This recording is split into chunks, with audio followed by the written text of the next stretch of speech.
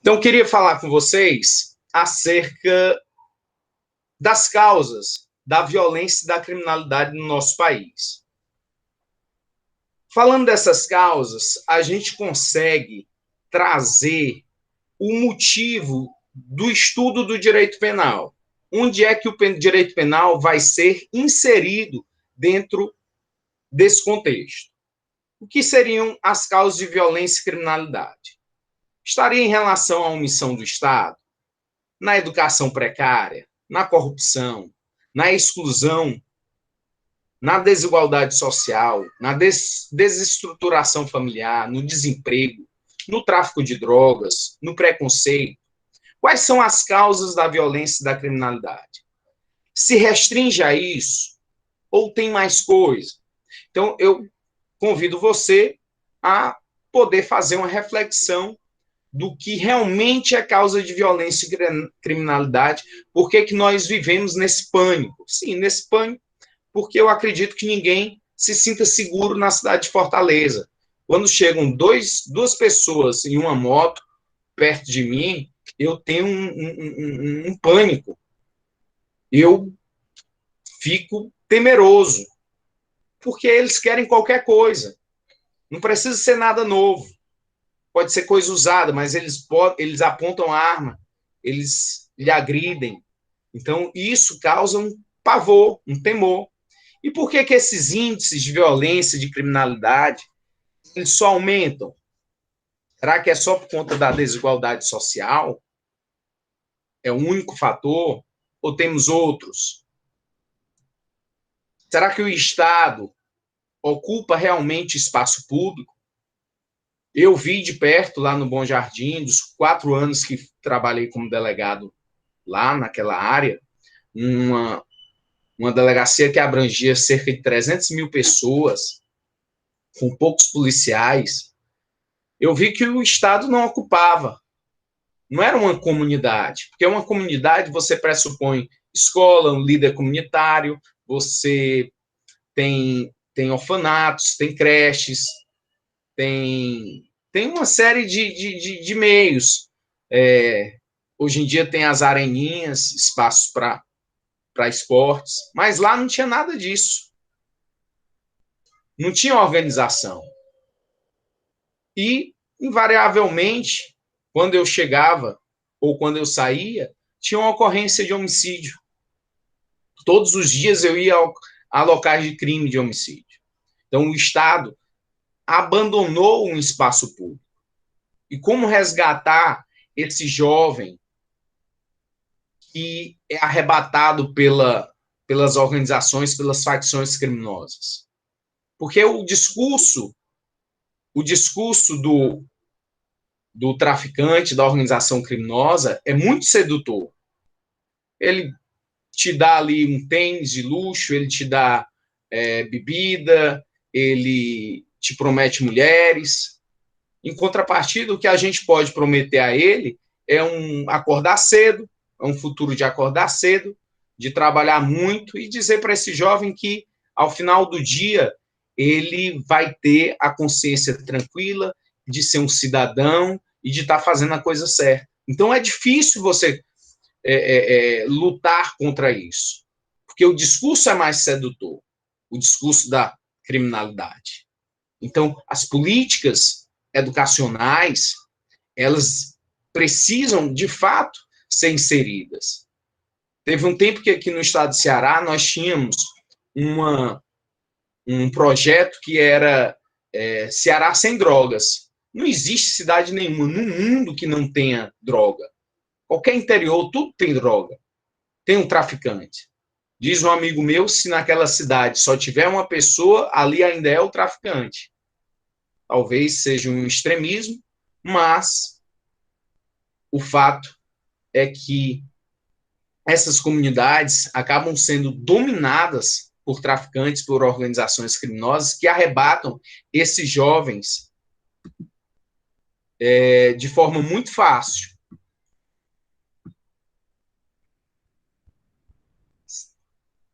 Só ver se tem alguém querendo entrar. Então, arrebatam esse jovem de forma muito fácil. Então, as comunidades acabam sendo dominadas por facções, o Estado não entra. Hoje em dia já tem as milícias. Há um tempo atrás, no estado do Ceará, não era permitido divulgar isso. Hoje em dia, não dá mais para dizer que não tem as facções criminosas dentro dos bairros completamente dominados por facções criminosas, locais onde a polícia realmente não consegue adentrar. Então não adianta só discurso. É preciso o quê? Ações governamentais. E a polícia, ela, invariavelmente, ela é vista como uma polícia violenta. Nós ainda temos resquícios da ditadura, uma polícia que ela acaba sendo muito opressora. O discurso dos direitos humanos cai em situações que a população não acredita muito. Mas ter direitos humanos é entender que o ser humano tem direitos, e não é só direito à educação, direito à saúde, direito à segurança. Cada um de nós é ser tratado com igualdade. O discurso dos direitos humanos é isso. Não é um discurso de defender bandido, de estar ali para proteger. O discurso dos direitos humanos ele acaba sendo levado às polícias para a cúpula, mas é muito difícil você levar ao fronte, ao soldado recém-ingresso que está lá, ou um policial antigo, para ele entender e ter noções exatas de como ele deve tratar o cidadão. Porque não é possível que um cidadão, por conta de sua cor, de sua aparência, ele tenha tratamento diferente. Vá fazer veja como é uma abordagem policial em um bairro nobre de Fortaleza, como Meireles, a um branco de classe média. Veja como é uma abordagem a um negro na periferia de Fortaleza. É completamente diferente. E esse tipo de distorção, ele causa violência. A polícia, e eu falo de forma a trazer o Brasil como um todo, que é um país continental. É uma polícia que é mal treinada, mal equipada e acaba fazendo uso excessivo da força. É um tripé, porque se o policial tá mal equipado, se ele só tem arma de fogo, se ele não tem outros meios para repelir certas situações por meios menos lesivos, como uma arma taser, que não dispara, não dispara projétil de fogo, ou outros equipamentos, ou se eles os têm e não sabem usar. Tem policiais antigos que nunca deram tiro, deu um tiro para sua formação e não passou mais por treinamento. Passa de 10, 20 anos sem fazer um treinamento. Então, são causas que eu estou levando aqui para você para entender que o contexto da violência e da criminalidade passa por diferentes fatores. Porque muitas vezes a própria polícia não está preparada para agir, não sabe como agir. E a comunidade que deveria estar com a polícia os tem como violentos, os tem como pessoas que não interagem, que não se conhecem. E é falta o quê? Não só de medidas de segurança pública, de política criminal. Porque nós tivemos, quem lembra, nós tivemos o Ronda do Quarteirão. Policiais que se apresentavam, que batiam na porta das pessoas, entregavam panfletos, comunicavam, interagiam, mas não deu certo. Talvez desse certo para o Meireles, para a Vajota, para a Aldeota, mas para a periferia de Fortaleza foi um fiasco. O Ronda do Quarteirão chegava para atender uma ocorrência na periferia e as pessoas diziam, agora chama a polícia. Então, foi um projeto que fracassou. É importante o quê? Pegar projetos e avaliar, saber o que deu errado, por que esse projeto não vingou. Então, essa polícia embrutecida, essa polícia que às vezes amedronta, que volta e meia tem uma notícia pejorativa nos meios de comunicação, é uma polícia que nós não queremos. É uma polícia que mais contribui para a violência, para a criminalidade, do que realmente resolve o problema. Então, é um dos fatores da violência e da criminalidade a própria intervenção policial.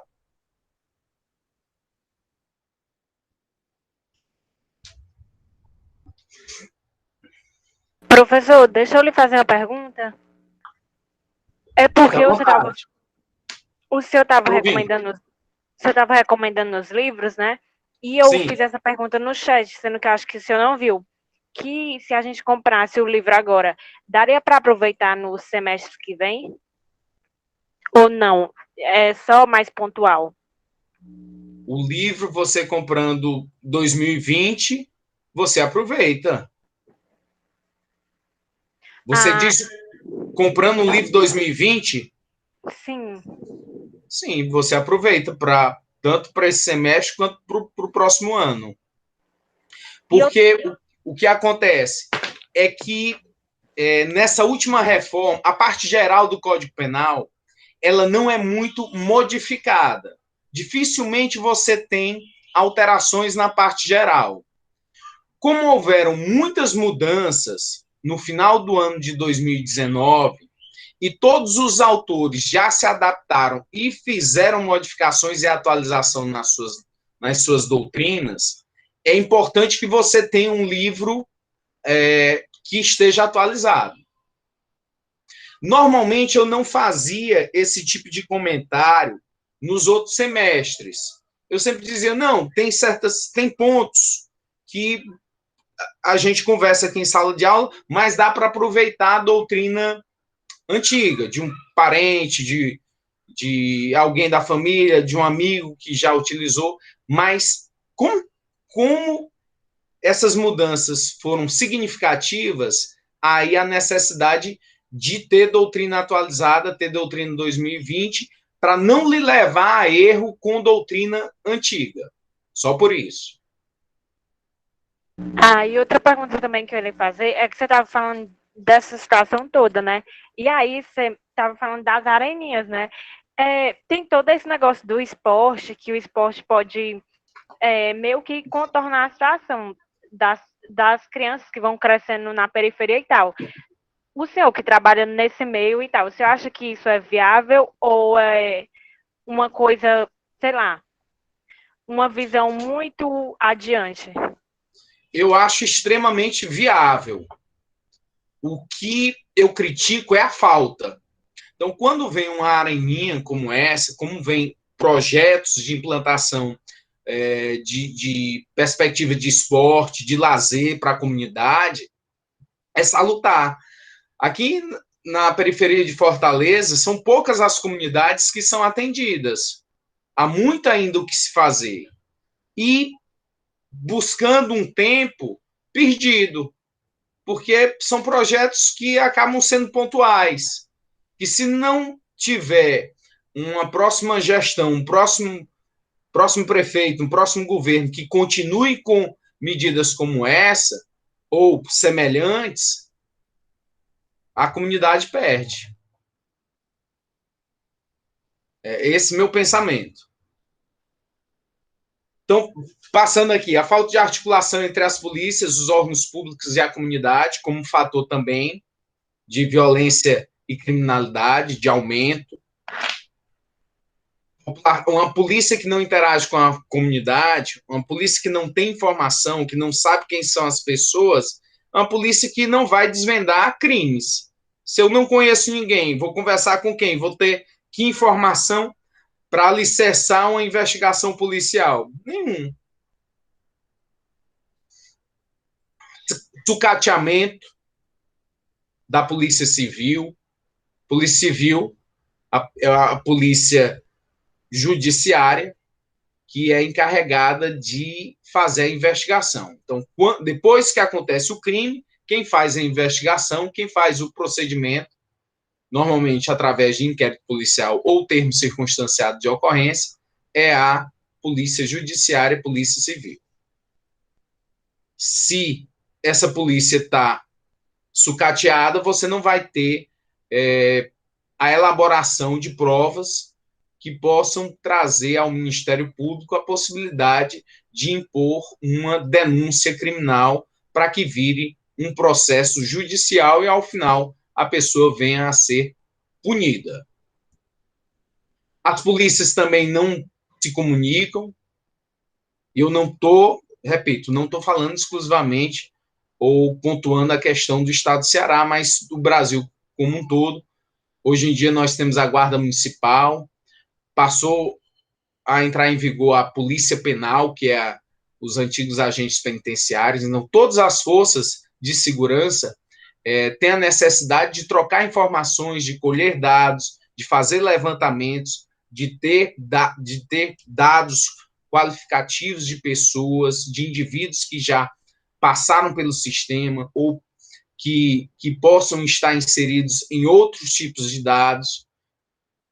Se a polícia não interage, se a polícia não se comunica, é um dos fatores também que possa vir a aumentar a violência e a criminalidade. O sistema prisional. Nós temos uma parte pequena da população, pequena, que entende que quanto pior o sistema prisional, melhor. Quanto mais esses indivíduos sofrerem lá dentro, pelo que praticaram, melhor. Esses indivíduos, eles não merecem nada. Mas isso é uma parte pequena, por quê? Porque a grande população é uma população que passa por necessidades. E esses indivíduos, eles acabam sendo originários. De onde? De famílias humildes, de famílias de poucos recursos, de famílias que sofreram, de alguma forma, algum tipo de segregação, que não estão incluídas dentro da sociedade, com direitos e garantias. E esse indivíduo que está no cárcere, ele não vai voltar melhor. O cárcere só embrutece.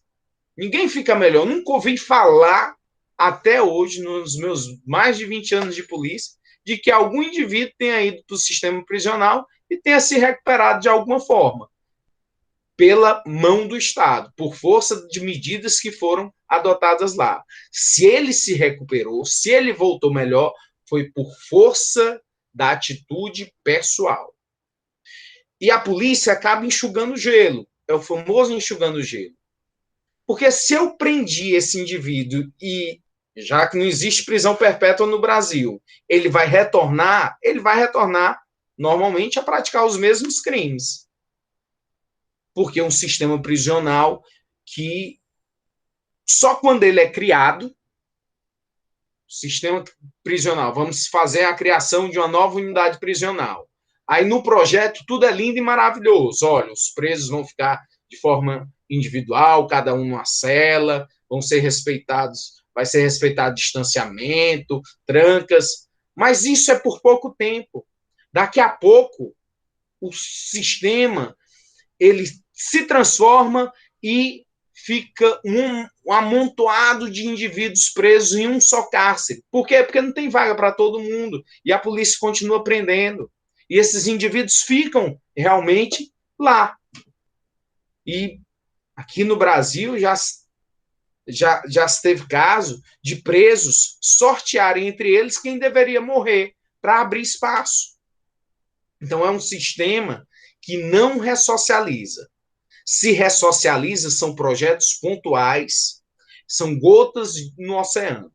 Porque, de forma geral, o indivíduo entra nesse sistema e ele só fica mais embrutecido, ele não fica regenerado. E são projetos muito poucos os que trazem profissionalismo, profissões para dentro do presídio, condições de higiene, condições de salubridade, condições adequadas para esses indivíduos.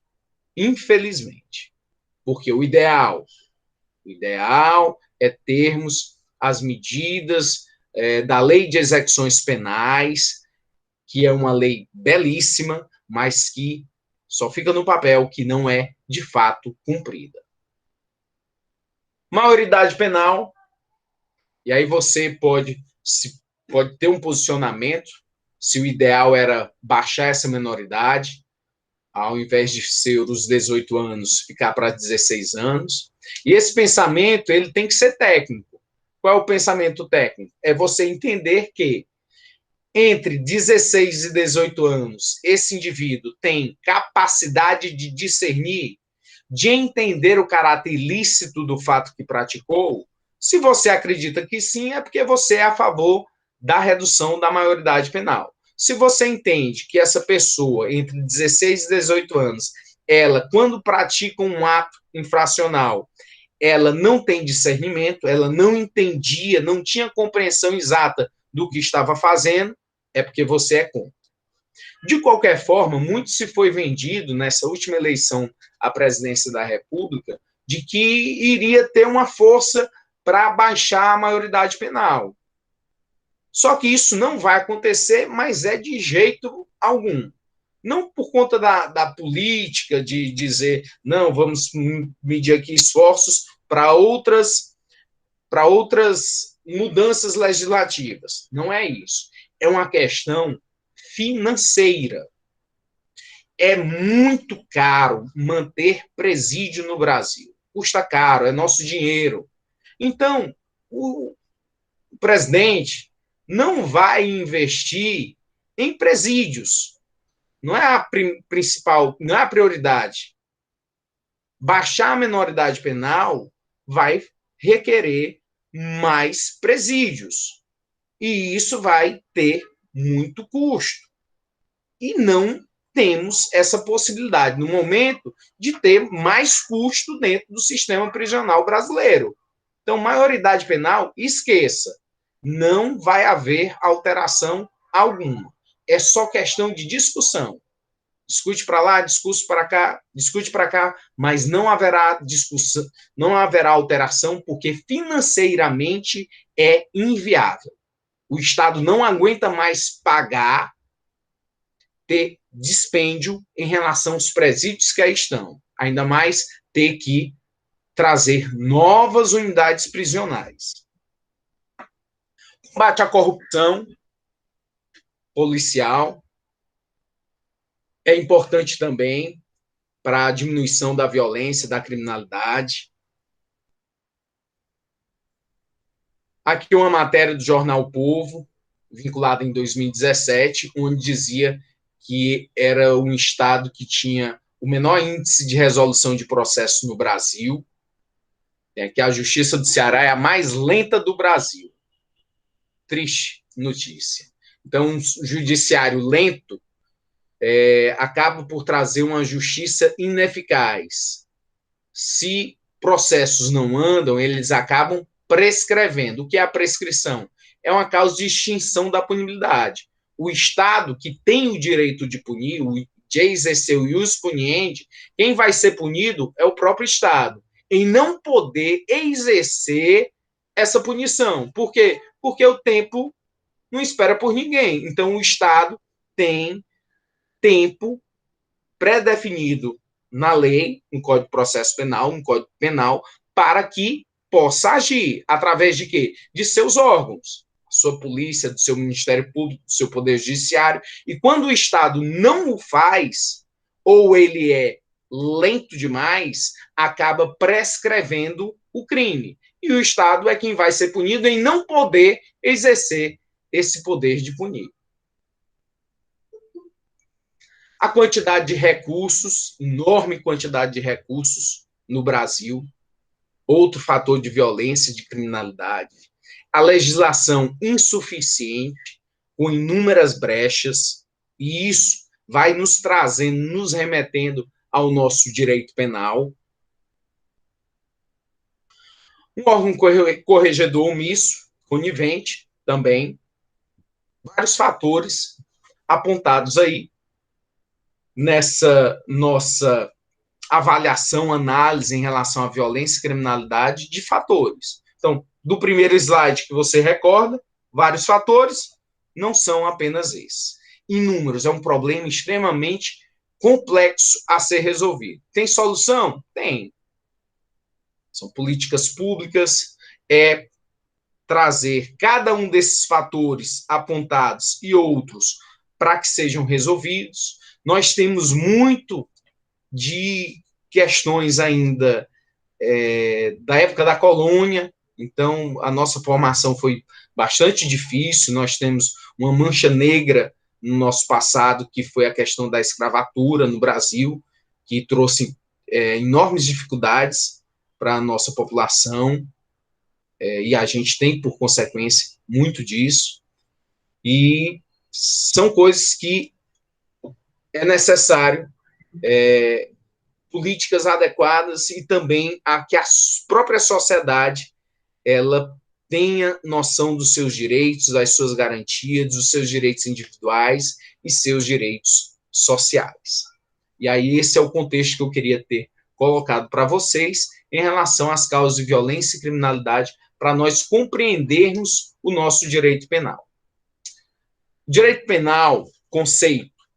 Cada doutrinador vai trazer um conceito na sua doutrina sobre direito penal. Eu trouxe aqui um que eu entendo que seja bastante adequado para dar essa noção do direito penal. Direito penal é o ramo de direito público que define as infrações penais, estabelecendo as penas e as medidas de segurança. Por que é um direito público? É um ramo do direito público.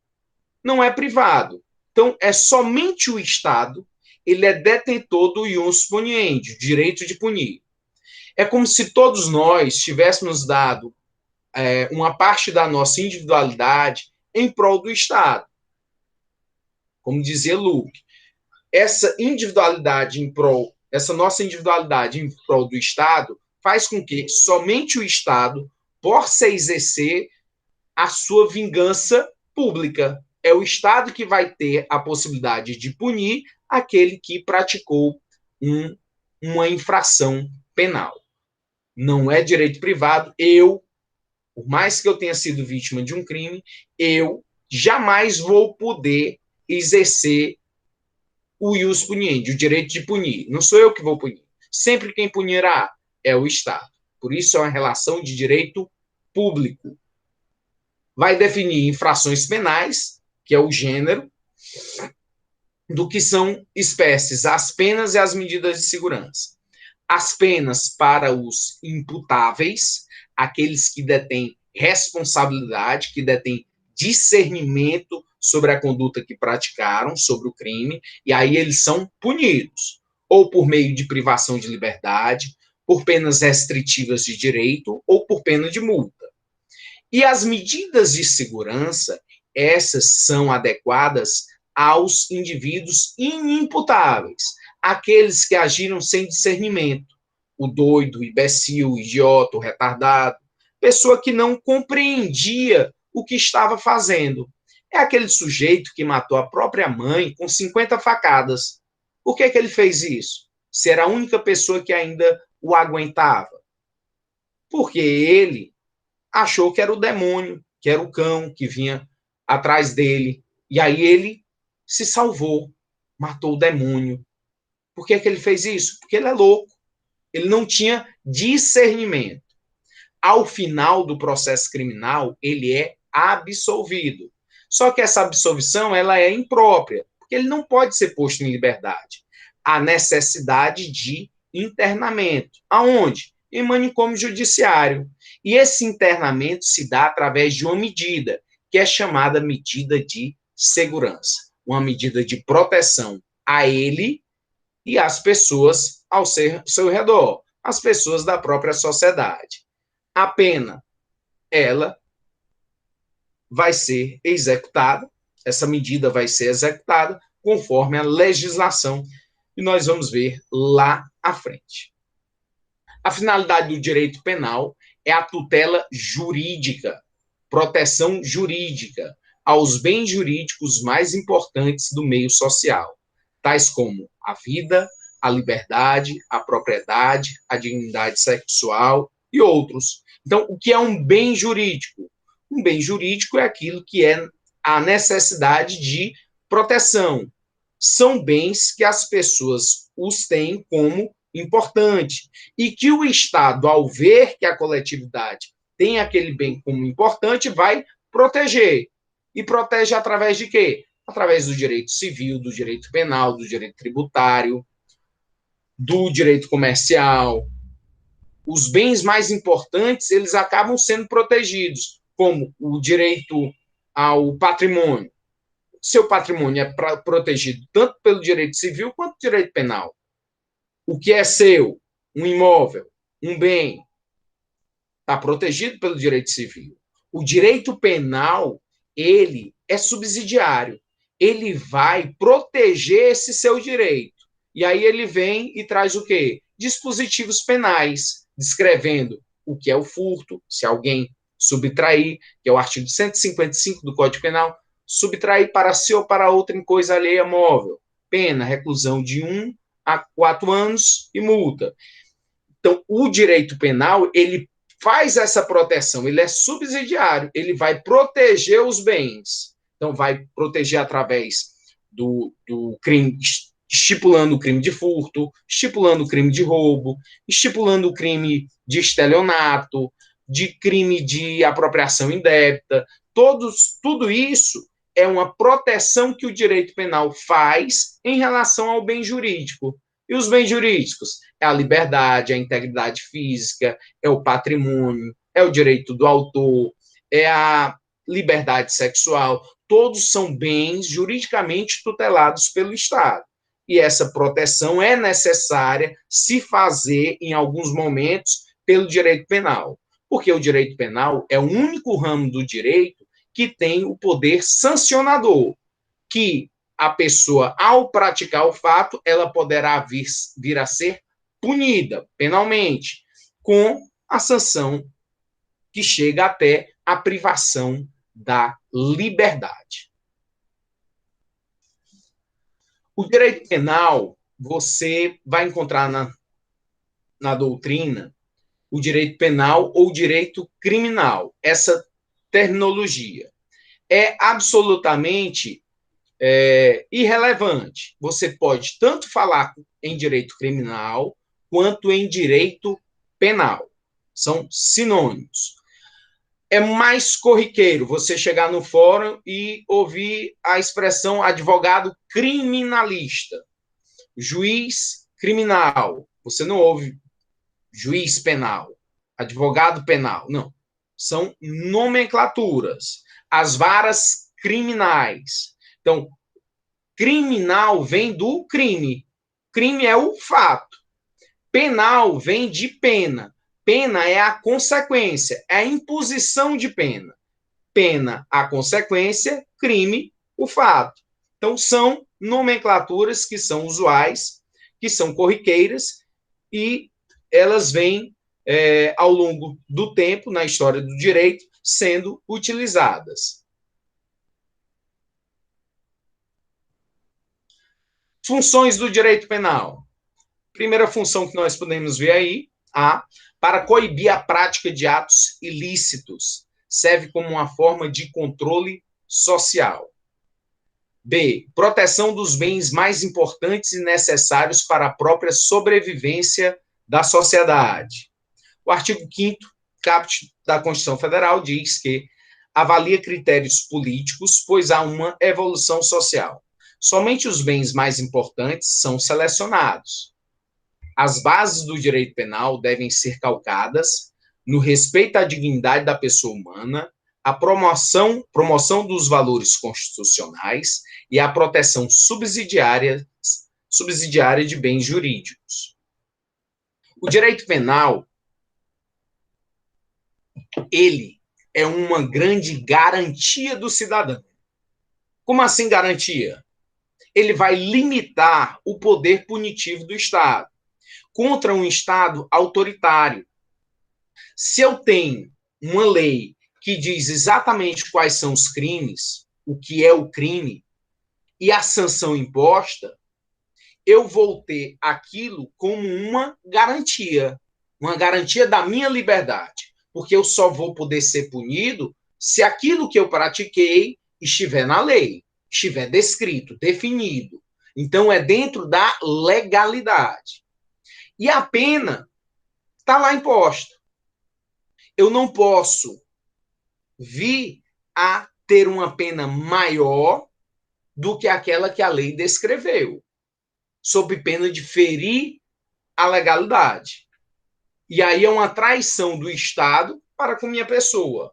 Então, a lei penal está aqui. Eu vou decidir se eu cometo o crime ou não. Eu posso decidir pelo crime. Eu posso entender, não, a pena é pequena e vou praticar o crime. Mas eu posso. O que não é possível haver é o Estado vir e me punir de uma forma mais severa, ou me punir por um fato que não está descrito na lei. Então, o direito penal vai servir como uma forma de controle social para que as pessoas não pratiquem crimes, para que elas, sabendo que a lei descreve aquela conduta como criminosa, que a pessoa se abstenha da prática do fato por saber que será punido. Então, vai coibir a prática desses atos ilícitos. E vai proteger os bens mais importantes a essa sociedade, à coletividade. Então, se elegem esses bens, é o patrimônio, a liberdade, a vida, integridade física, liberdade sexual, são os bens mais importantes. Vão ser o quê? Protegidos para a sobrevivência dessa coletividade. Você deixa de praticar certos fatos porque sabe que poderá vir a ser punido. E tudo é uma evolução social, porque a sociedade evolui. Coisas que não eram tão importantes em 1940, quando houve a edição do nosso atual Código Penal, hoje são. Coisas que não tinham a menor importância, que a sociedade via como uma coisa normal, que era dentro da esfera de disponibilidade de cada um. A questão das crianças, das mulheres, que eram muito sequeladas, eram muito vitimadas dentro do ambiente social.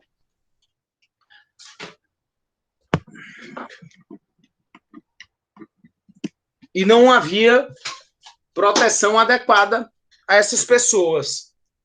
E aí coube o quê? Ao direito penal se transformar, se adequar aos anseios da coletividade. Quem o faz? É o legislador.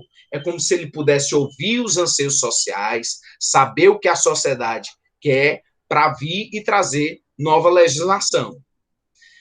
Uma foto como essa, dois homens se beijando, há um tempo atrás, era enquadrado até como um crime militar. Hoje em dia é o contrário. Quem discrimina, quem é o preconceituoso, é que vai responder por crime. Por quê? Porque a sociedade evoluiu. A sociedade entende que é direito do cidadão fazer sua opção sexual. É direito do cidadão não ter aviltado, não ter violado qualquer direito seu. A partir do momento que as minhas condutas não alteram, não trazem alteração a direito de ninguém, não violam o direito de ninguém, deve ser o quê? Respeitado. Então, a evolução social modifica também as nossas leis. Crianças, mulheres, e o Estado cada vez mais entra na nossa esfera de disponibilidade. Você sente que quanto mais normas penais, menor.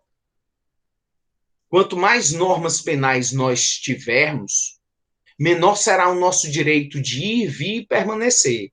Quanto mais normas penais, menos direito. Quanto menos normas penais, mais a gente vai poder fazer as coisas. Imagine que só existisse uma norma penal que fosse matar alguém. Só tem o artigo 121 do Código Penal e terminou ali. Matar alguém, pena, reclusão de 6 a 12 anos. Pronto, acabou. Aí você podia ameaçar, você podia lesionar, você podia furtar, você podia fazer tudo que não fosse matar. Era muita liberdade. O Estado, ele vai a partir dos anseios sociais. Então, o que se viu? O Estado entrou nas nossas residências para dizer o quê?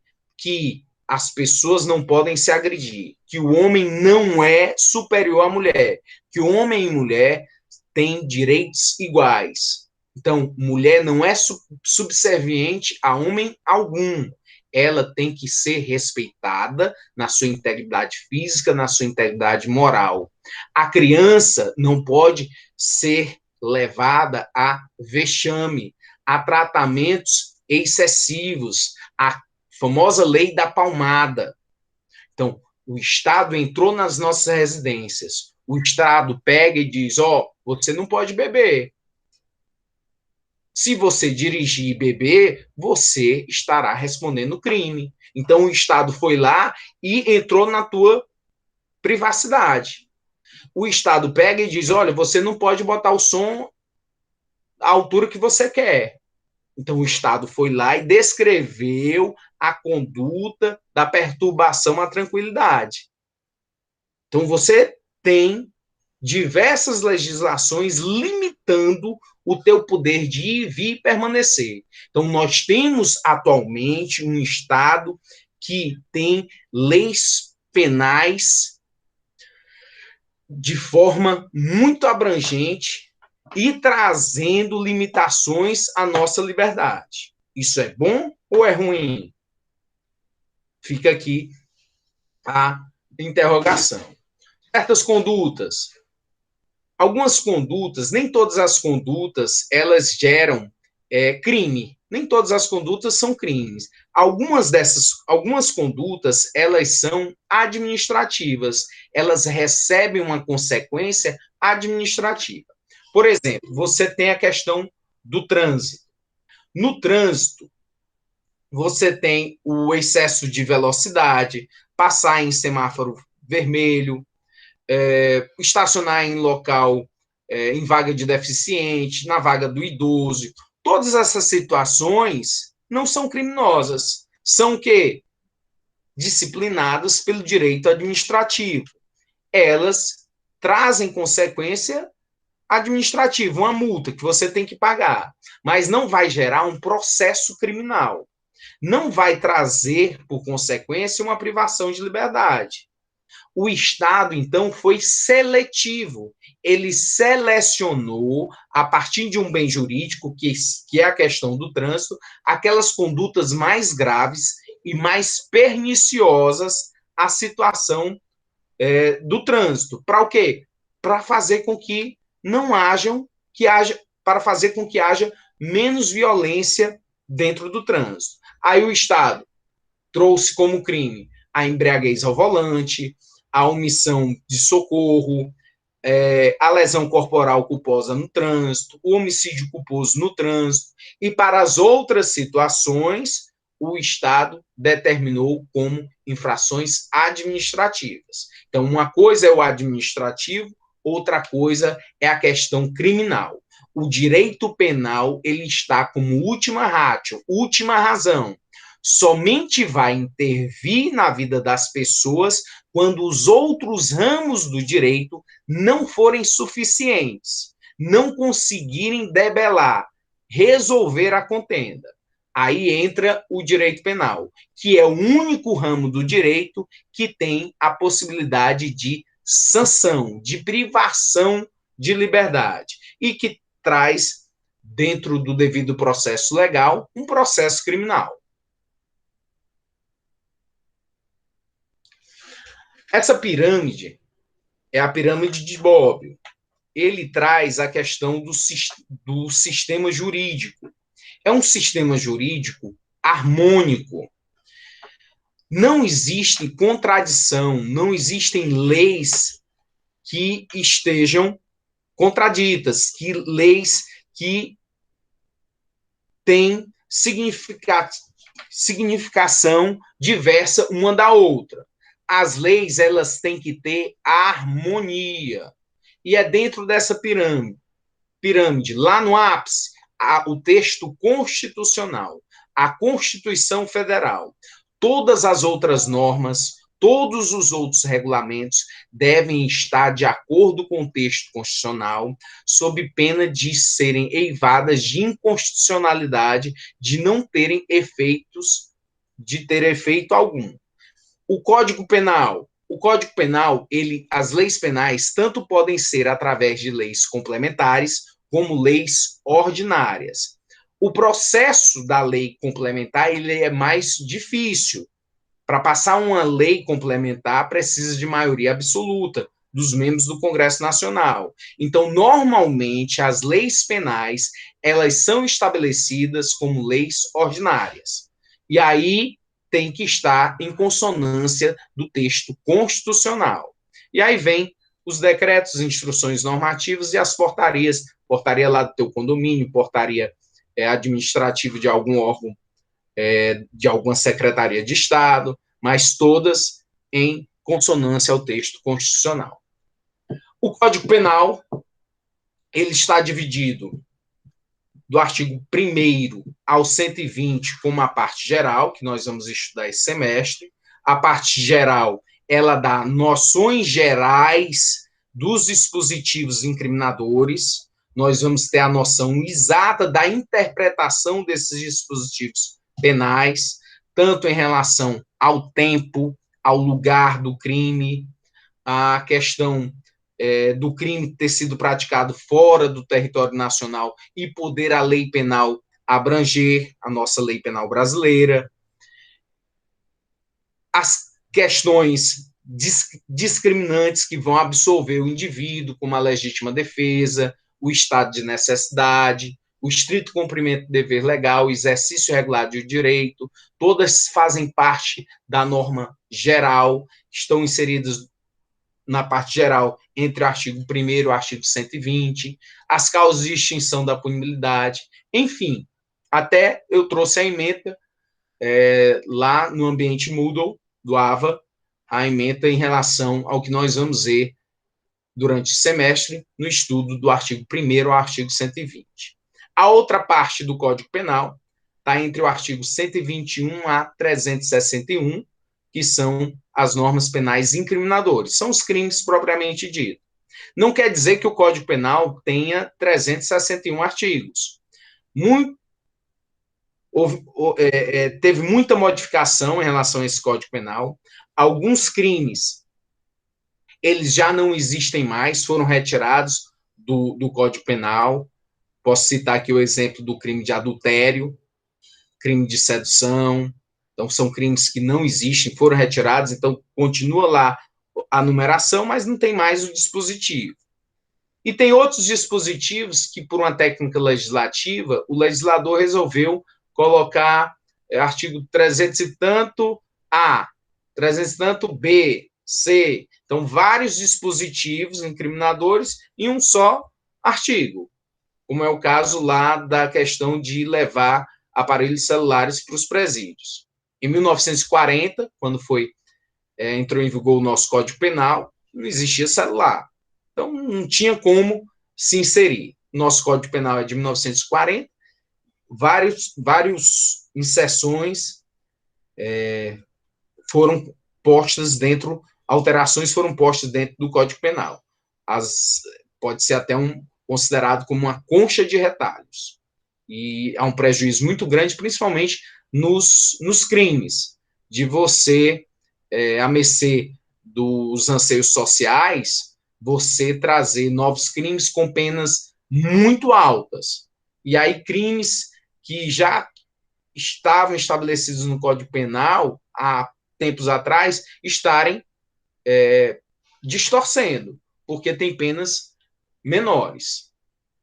Houve uma época, quando da edição da lei ambiental, que você matar uma Vitória Régia tinha uma pena maior do que matar um ser humano, para você ter uma ideia.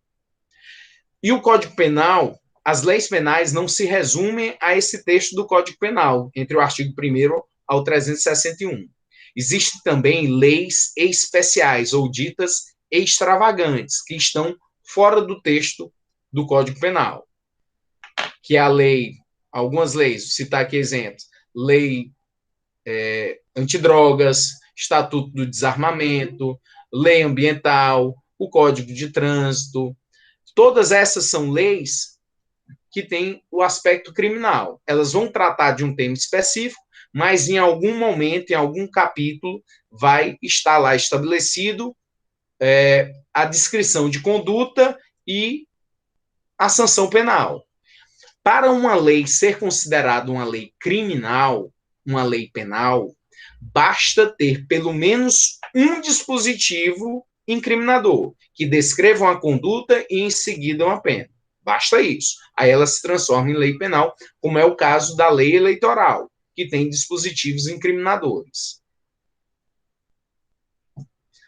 Características do direito penal: a finalidade preventiva. Antes de punir o infrator da ordem jurídica penal, procura motivá-lo para que dela se afaste, estabelecendo normas proibitivas. Oi? É só para o professor aceitar o Elias para ele entrar na sala. Ah, desculpa. Obrigado, querido.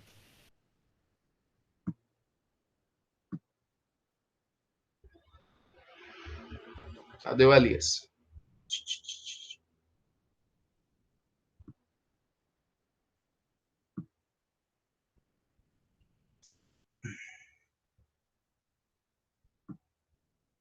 Tá aparecendo para você? O Elias? Não estou encontrando o Elias aqui. Não, ele só chamou aqui no WhatsApp para disse que estava solicitando para entrar na sala. Mandar mensagem aqui. Esperar que ele tente de novo, então. Obrigado, viu, querido? Por nada.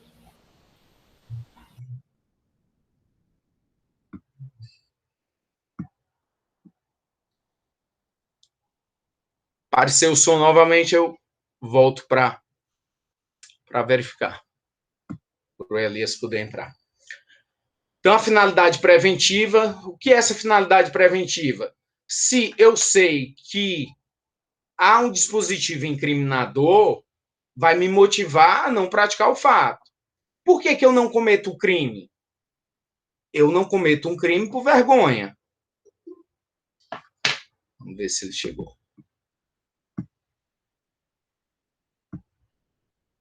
Pronto. Luan. Eu não cometo um crime por vergonha. Vergonha de quê?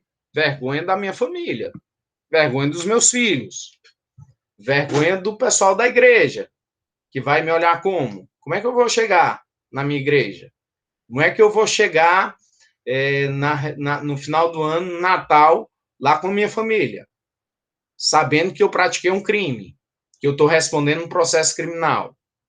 Por isso que eu não pratico um crime. Eu tenho muita vergonha. Eu tenho um nome a zelar. Então, eu não pratico uma conduta que é incriminadora.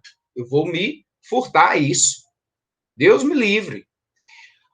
Então, a descrição de uma conduta como criminosa motiva o sujeito a não praticar o delito, a não praticar o crime.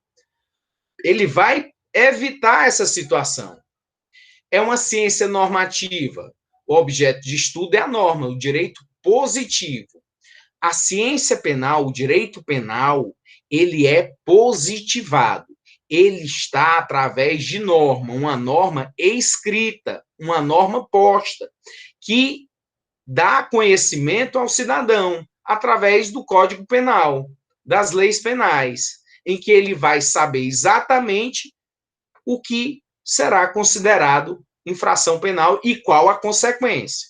Então, o objeto do nosso estudo é a norma. Valor ativo vai estabelecer uma escala própria de valores, que varia de acordo com o fato que lhe dá conteúdo. O legislador penal, ele, por uma técnica legislativa, ele tem que avaliar todo o código, todos os bens jurídicos, para estar inserindo o quantitativo da sanção penal a ser imposta, para que não haja, como o caso que eu citei, de você matar uma vitória régia e ter uma pena mais elevada do que de matar uma pessoa. Pronto, Elias, você entrou. Graças a Deus. E é muito difícil, tem sido muito difícil para o legislador penal conseguir esse equilíbrio, porque a sociedade já não aguenta mais. A sociedade quer penas altíssimas. Ela quer se livrar desses indivíduos que a toda hora nos aterroriza, que praticam roubos, praticam latrocínios e vitimizam as famílias. O caráter finalista visa a proteção dos bens jurídicos fundamentais, como garantia de sobrevivência da ordem jurídica. Então, a finalidade é a proteção dos bens jurídicos. No próprio artigo 5º do texto constitucional, nós temos lá explicitados alguns bens jurídicos que são importantes para o Estado, são importantes para a sociedade. Bens jurídicos como patrimônio, liberdade, direito do autor, a administração pública, a propriedade privada, a propriedade intelectual, todos os bens jurídicos tutelados pelo Estado que devem ser preservados. E o direito penal, ele vem por trás, ele vem ali para defender esses direitos quando, nos outros ramos do direito, não se pacificar uma determinada situação. Então, o caráter finalista é de proteger esses bens. O direito civil vai proteger. Por exemplo, eu pego e eu acabei de comprar um carro. Aí comprei um carro usado, e de repente, depois de uma semana, o carro bateu o motor, fundiu o motor. Eu vou para onde? Eu vou para uma delegacia de polícia registrar um boletim de ocorrência, ou vou para o dono que me vendeu o carro? Para onde eu vou? Aí você pega, bom, mas fundiu o motor, não, você vai lá no rapaz que lhe vendeu o carro. Aí eu chego lá no rapaz, ele diz, olha, eu infelizmente não posso fazer nada, não entendo de mecânica, eu lhe vendi o carro e agora é um problema seu. Ah, tudo bem, eu vou na esfera civil para reaver esse meu dinheiro ou que ele conserte o caso. Tudo bem, aí é uma questão civil. Mas imagine que esse indivíduo, na verdade, ele sabia que o carro estava com problema e me vendeu o carro mesmo assim. Me iludiu, me enganou e ficou com o meu dinheiro me vendendo um produto que ele sabia que ia dar defeito. Isso não é mais uma questão civil, isso é uma questão de crime. Ele é um estelionatário. E agora, como é que eu vou provar isso? Bom, eu tenho que ir na delegacia, registrar um BO, e esperar que a autoridade policial, o delegado de polícia, faça a instauração do inquérito policial, que procure todas as provas para identificar que aquele rapaz, na verdade, na hora que ele foi me vender o carro, ele já tinha a intenção de praticar o estelionato. O que é o estelionato do artigo 171? É você enganar, ludibriar, levar alguém a erro e obtendo uma vantagem em detrimento dessa pessoa, levando a pessoa a prejuízo. Foi o que ele fez. Ele sabia exatamente que aquele carro não prestava, que ia fundir o motor. E o que ele fez? Praticou um estelionato. Ele é um estelionatário. E a Polícia Civil vai ter que, dentro do inquérito policial, trazer provas para substanciar e fazer com que esse indivíduo, ao final, venha a ser punido, venha a sofrer uma sanção penal. Professor, mas é muito difícil, professor, que loucura. Como é que a delegacia vai conseguir essas provas? Fácil. Esse cara comprou o carro de alguém. Então vamos ouvir esse alguém. Vamos saber qual foi a última oficina que ele estava. Muita gente tinha conhecimento acerca desse carro e aí vai se buscar prova. Porque o crime, ele não está na vítima. O crime não está no carro, o crime está no autor do crime. Porque eu quero, eu tenho intenção, eu tenho dolo, eu tenho a vontade de enganar alguém e levar essa pessoa a prejuízo, para que eu tenha lucro. O crime está no autor, na intenção. E aí o que vai se fazer no processo penal é se buscar as provas e, ao final, com as provas, convencer o juiz a punir. Não deixa de ser crime quando o crime não é provado. Quando eu passei meus 4 anos de delegado lá no Bom Jardim e tinham 40 homicídios por final de semana, eu não conseguia desvendar todos os crimes. Eu desvendava pouquíssimos, porque eu não tinha gente para trabalhar. Mas deixou de ser crime? Deixou de ser 40 homicídios no final de semana? Não. 40 homicídios. Mas você não conseguiu provar quem foi o autor. Não deixou de ser crime. Pode até ser que um dia prescreva, porque o indivíduo não foi punido. Mas o crime é crime, independente de ser provado e o indivíduo, ao final, ser condenado. Não deixou de ser crime. Professor, Pois não, professor, e se a pessoa que, sei lá, que nesse exemplo aí, vendeu o carro e ela tiver esquecido que o carro estava com problema, alguma coisa assim, ela vai ser condenada mesmo assim? É a necessidade do dolo. O que é o dolo? Lá no artigo 18 do Código Penal, nós vamos ver que o crime ele se dá de duas formas, ou de forma dolosa ou de forma culposa. Dolo é vontade, é querer. Eu tenho a intenção de fazer isso. Culpa é inobservância de um dever de cuidado. Eu inobservei e, por imprudência, negligência ou imperícia, eu pratiquei o crime. Nem todos os crimes são punidos na forma culposa. O estelionato, que é o do exemplo, ele não tem a forma culposa. Só existe o estelionato doloso, porque a pessoa quer praticar o fato. Então, se ela não sabia, se ela se equivocou, se ela não entendia de mecânica e simplesmente vendeu o carro, é uma questão cível.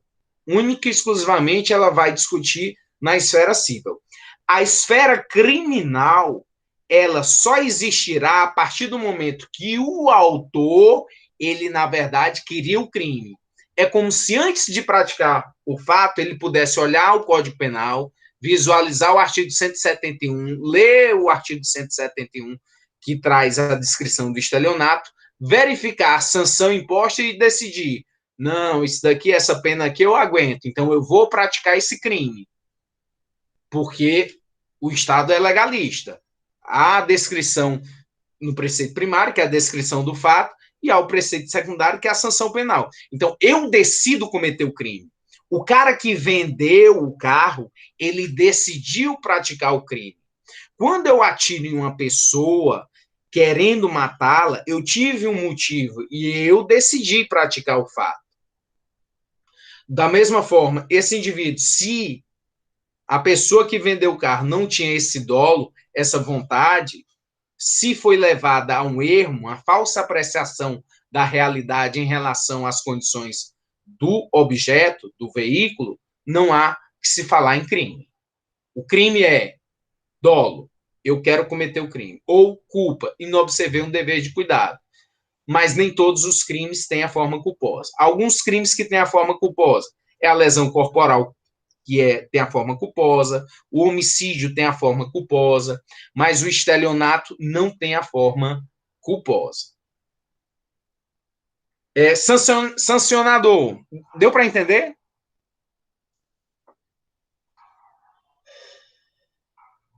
Ok. Sancionador. Deu, eu estava procurando o fone. Deu certo? Sancionador. Ele protege a ordem jurídica combinando sanções. Então, é o único ramo do direito que tem esse poder de sancionar, de combinar sanções, de ter uma pena de privação de liberdade. Os outros ramos do direito não tem. Nenhum faz. Nenhum tem a possibilidade de prisão dentro do processo penal. Olha aqui um fato. que não é direito penal, é direito cível. A prisão do inadimplente de pensão alimentícia. Você já pode ter visto a vovó que ficou presa em detrimento de não ter pago pensão. O pai demonstrou na vara de família que ele não tinha condições alguma de adimplir, de estar pagando a pensão alimentícia. O juiz não quer saber. Ele quer saber alguém da família, pai, avô, bisavô, alguém que tenha essa condição, porque ele está preocupado com a criança. Quando o juiz da vara de famílias decreta a prisão desse insolvente, é por uma questão de dívida. A dívida no Brasil, ninguém pode ser preso por dívida, a não ser a do inadimplemento de pensão alimentícia. Antigamente tinha a do depositário infiel, hoje em dia não tem mais. Depositário infiel é aquela que o juiz determinava que a pessoa ficasse com determinado bem e que ele não podia vender, que ele tinha que proteger, cuidar daquele bem. Aí, quando o juiz determinava que ele apresentasse o bem, não tinha mais. Aí o juiz decretava a prisão dele. Hoje em dia, não tem mais prisão de depositário infiel. Mas sobreexiste, em decorrência do Pacto de São José da Costa Rica, a interpretação de que o inadimplemento por pensão alimentícia pode gerar, que é uma dívida, a prisão. Essa prisão é uma possibilidade que o juiz da vara de família, não é um juiz criminal, é vara cível, possa constranger o indivíduo ao pagamento. Como no direito penal existe o princípio da personificação da pena, a pena não pode passar da pessoa do condenado, é por isso que a avó, e não o pai, é que vai preso. Porque não é uma pena. Não é direito penal, é direito cível. E o juízo cível quer saber quem vai pagar a dívida, quem vai estar ali fazendo com que a pensão seja efetivamente paga. São naturezas diversas. Uma natureza é cível, a outra natureza é penal.